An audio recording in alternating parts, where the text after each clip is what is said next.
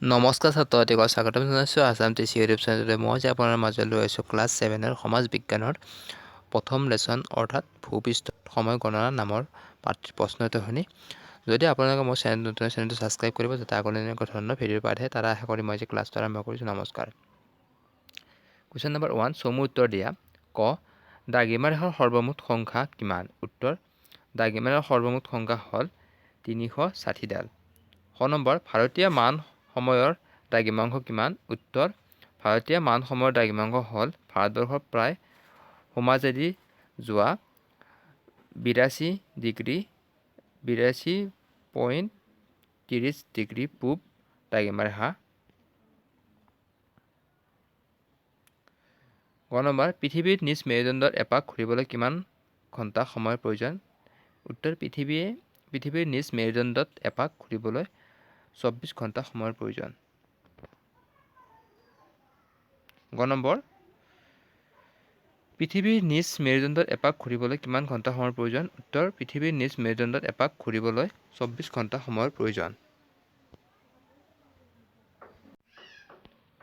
ঘ নম্বৰ, গ্ৰীনিছৰ ওপৰেদি কল্পনা কৰা প্ৰাথমিক দ্ৰাঘিমা ৰেখাৰ স্থানীয় সময় কি বোলে?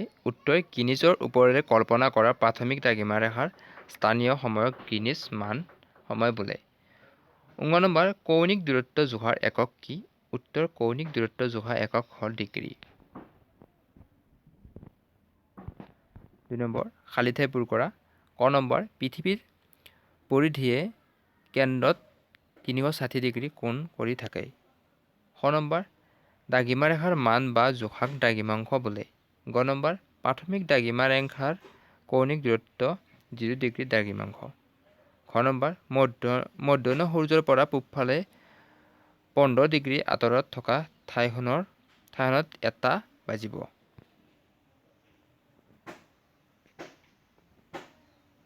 3 নম্বৰ, শুদ্ধ নে অশুদ্ধ নিৰ্ণয় কৰা।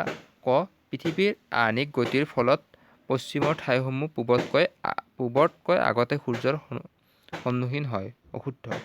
খ নম্বৰ, ভ্ৰমণকাৰীয়ে পূব দিশৰ পৰা 180° অতিক্ৰম কৰাৰ সময়ত 1 দিন যোগ দিব লাগে। অশুদ্ধ।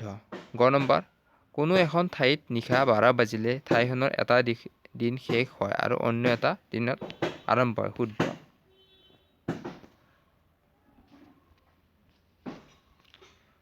ঘ নম্বৰ, 180° দ্ৰাঘিমাংশৰ সময়ৰ ব্যৱধান 12 ঘণ্টা। শুদ্ধ। গ্ৰীনিছতকৈ পিছত সন্ধিয়া হোৱা ঠাই এখন পশ্চিম দ্ৰাঘিমাংশত অৱস্থিত। শুদ্ধ। আজি ক্লাছটোত ইমানখিনি আছিল। আৰু এটা আছে 4 নম্বৰ, শুদ্ধ উত্তৰটোত বাছি উলিওৱা। ক নম্বৰ, ভ্ৰমণকাৰী গ্ৰীনিছৰ মান সময় অনুসৰি গ্ৰীনিছৰ পশ্চিমে গ'লে সময় লাভ লোকচান হোৱা বুলি অনুভৱ কৰে। উত্তৰ, ভ্ৰমণকাৰী গ্ৰীনিছৰ মান সময় অনুসাৰে গ্ৰীনিছৰ পশ্চিমে গ'লে সময়ৰ লাভ হোৱা বুলি কয়।